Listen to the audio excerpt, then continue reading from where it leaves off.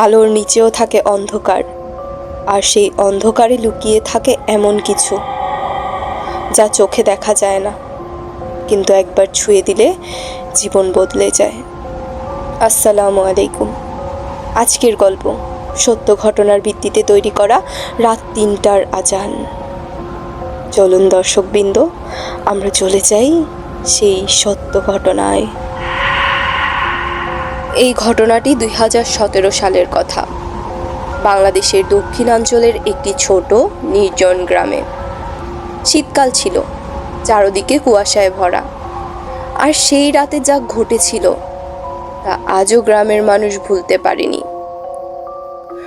রুবেল ছিল গ্রামের এক সাধারণ যুবক, বয়স ২৬। সে নামাজ পড়তো না, রোজা রাখতো না, বরং ইসলামিক নিয়মকানুন নিয়ে হাসাহাসি করত। রুবেল প্রায়ই বলতো, এইসব আজান বাজানো বন্ধ করলেই শান্তি। সে এমন এক সময়ে ছিল যখন আল্লাহকে ভুলে গিয়ে জীবন কাটাচ্ছিল, কিন্তু আল্লাহর পক্ষ থেকে হুঁশিয়ারি আসবে সেটা সে কল্পনাও করতে পারেনি। একদিন গভীর রাত, চারদিকে নিস্তব্ধতা। হঠাৎ রুবেলের ঘুম ভেঙে যায়। সে দেখে মসজিদের দিক থেকে আজানের শব্দ আসছে, কিন্তু ঘড়ির কাঁটা তো বলে এটা রাত ৩টা। এই সময় তো ফজরে আজান হয় না।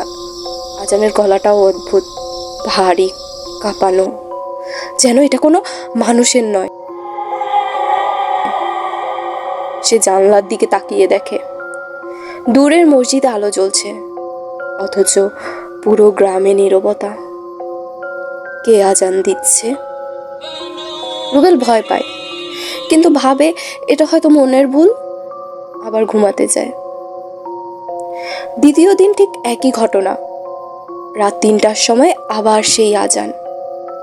এবার রুবেল সাহস করে বেরিয়ে পড়ে। হেঁটে চলে যায় মসজিদের দিকে, কিন্তু দরজার কাছে যেতেই একটা ঠান্ডা হাওয়া তার গায়ে লাগে। হঠাৎ তার চোখ অন্ধকার হয়ে আসে। সে পড়ে যায়, জ্ঞান হারায়। সকালে গ্রামবাসীরা দেখে রুবেল মসজিদের বারান্দায় অজ্ঞান হয়ে পড়ে আছে। কেউ বলে সে পাগলের মতো বলছিল, কে আজান দিচ্ছিল।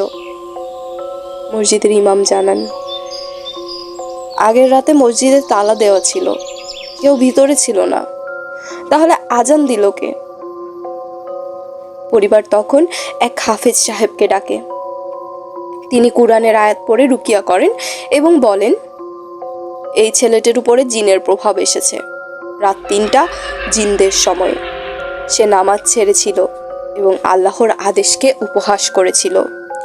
এই জন্য আল্লাহ তার কাছে একটি ভয়ঙ্কর সতর্কবার্তা পাঠিয়েছেন। রুবেল এরপর দীর্ঘদিন অসুস্থ ছিল। পরে ধীরে ধীরে সে নামাজে ফিরে আসে, ইসলামিক জীবনযাত্রা শুরু করে। আজও সে বলে, নামাজ না পড়ার শাস্তি আমি দুনিয়াতেই পেয়ে গেছি। বন্ধুরা, নামাজ আমাদের জীবনের সবচেয়ে গুরুত্বপূর্ণ দায়িত্ব। এটা শুধু জান্নাতের চাবি নয়, বরং দুনিয়ার বিপদ থেকেও আমাদের রক্ষা করে। আল্লাহর ভয় এবং জ্ঞান আমাদের রক্ষা করুক অদৃশ্য বিপদ থেকে। আল্লাহ তাআলা বলেন, নিশ্চয়ই নামাজ মানুষকে অশ্লীলতা ও অন্যায় কাজ থেকে বিরত রাখে। সূরা আনকাবুত। রাত ৩টার সেই আজান তার জীবনের মোড় ঘুরিয়ে দিয়েছিল।